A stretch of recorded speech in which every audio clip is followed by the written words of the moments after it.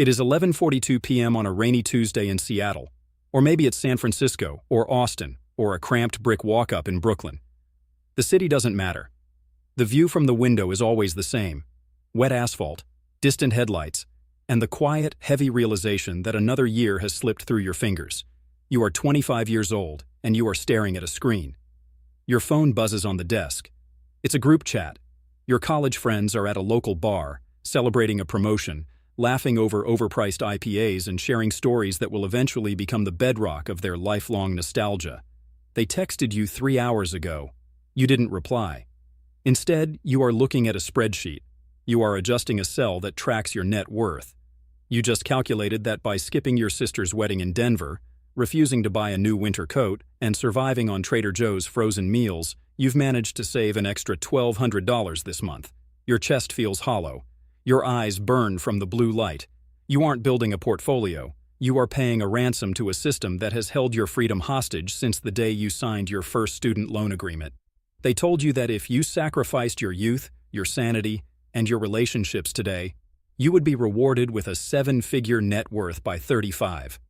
They called it the American dream. They called it financial independence, but they never told you about the psychological rot that sets in when you treat your own life as an expense to be minimized. This is the exact, brutal blueprint to building a $1 million portfolio by the age of 35. It is not a guide of cheerful financial tips, and it will not tell you to just buy index funds. This is a psychological autopsy of the modern American worker. This is how you win the game, and this is exactly what it will cost you. Level 1. The Cult of Deprivation. The Tax Prison. Ages 21-24.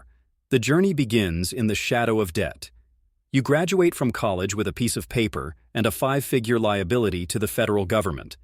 The average American graduate starts their adult life in the negatives, but you are told that if you work hard enough, the math will set you free.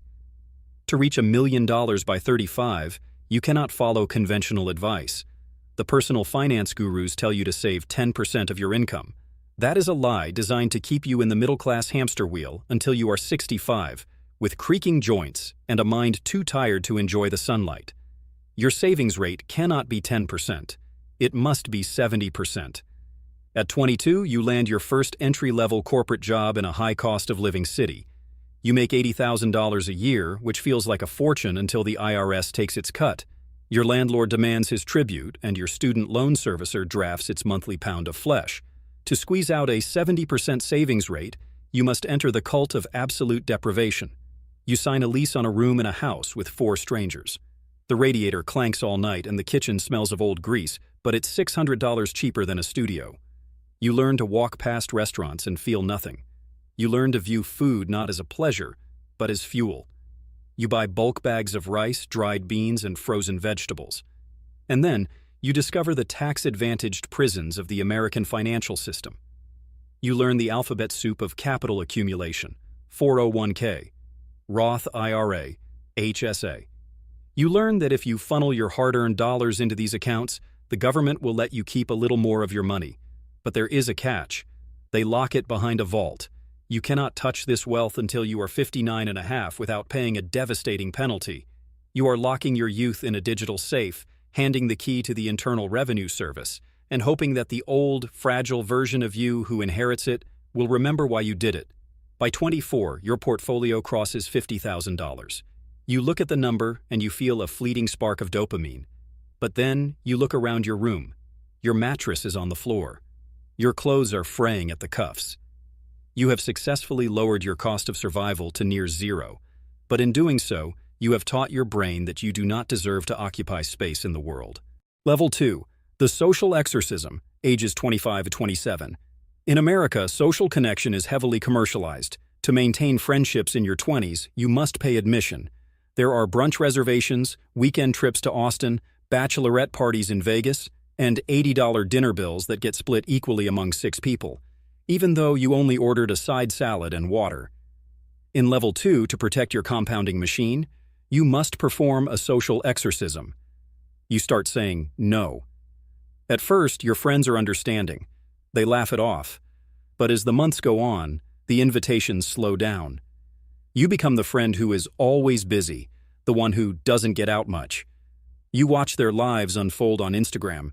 You see them skiing in Tahoe, celebrating promotions, and standing in each other's weddings. You sit in your room, staring at your Charles Schwab dashboard, watching your balance tick upward. You tell yourself that you are playing the long game. You tell yourself that they are financially illiterate, that they are slaves to consumerism. But the human brain is not wired for isolated compounding. A deep, quiet psychological decay begins. You start to view every human interaction as a transaction. When an old friend asks to grab coffee, you don't think about the joy of seeing them. You think about the $5 cost of the latte and the 2 hours of lost productivity. When a romantic prospect shows interest, you mentally calculate the cost of dating in a major metropolitan area and decide it's a bad return on investment. You have optimized your life for capital efficiency, but you have accidentally hollowed out your humanity. You have become a ghost in your own social circle, a statistical anomaly that saves money but has forgotten how to speak to another human being without calculating their net worth. Level 3. The Golden Handcuffs of Corporate America. Ages 28-30. By 28, you realize that deprivation has its limits. You cannot save your way to $1 million on an entry-level salary. You must feed more raw capital into the machine. You must sell your soul to the highest bidder. You transition into the upper echelons of corporate America. You land a role in tech, finance, or corporate consulting. Your salary jumps to $180,000. Suddenly, the money is pouring in. But the system is smart. It does not give you this money for free. It demands your absolute, undivided consciousness.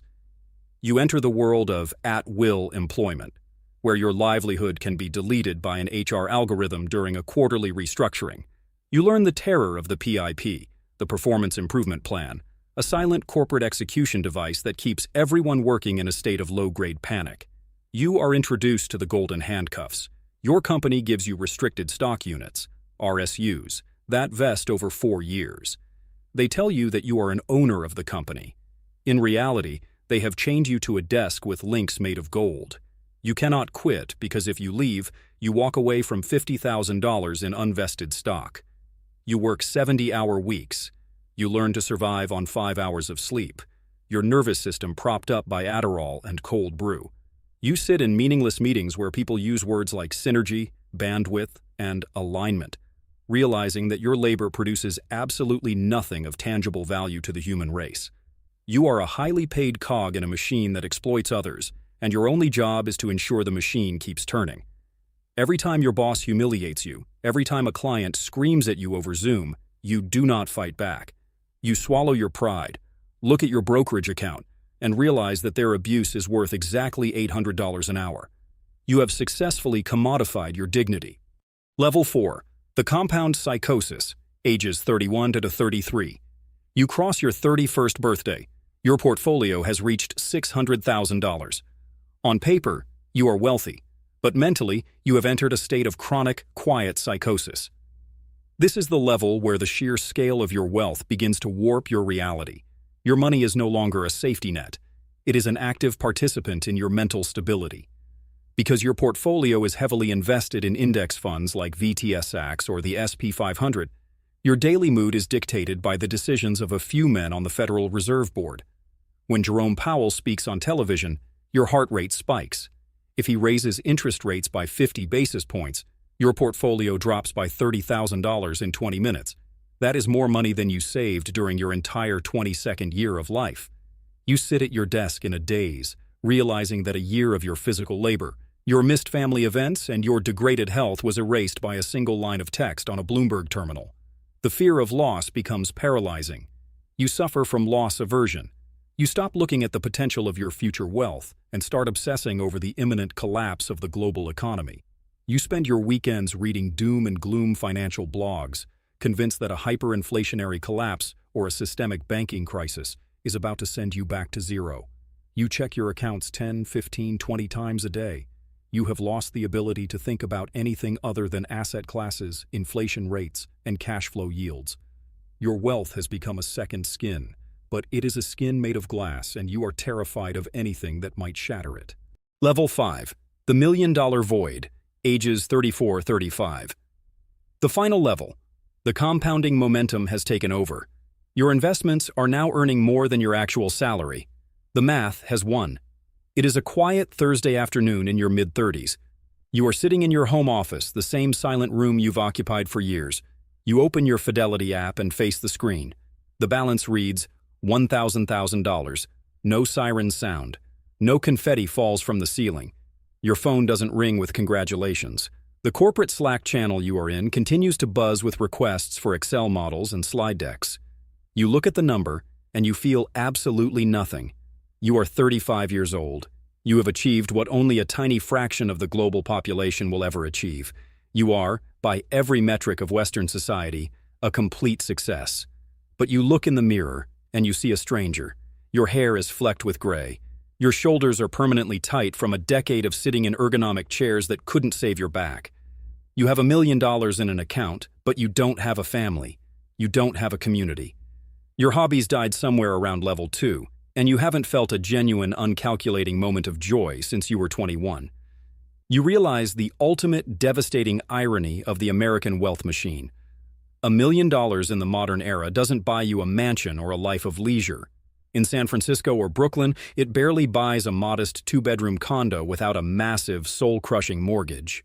You spent your entire youth trading your physical life force to buy a number on a screen, only to find that the finish line has been moved by the very system that told you to run the race.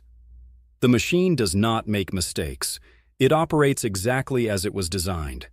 It took your 20s, your health, your laughter, and your human connections. It took the only years your body was young enough to run without pain and love without fear. And in return, it gave you a digital certificate of survival. You built the $1 million portfolio. You followed the exact blueprint. You survived all 5 levels. But as you sit alone in the quiet of your achievement, staring into the digital screen, you are left with one final lingering thought. You spent 15 years escaping the machine, only to realize that you became the machine itself.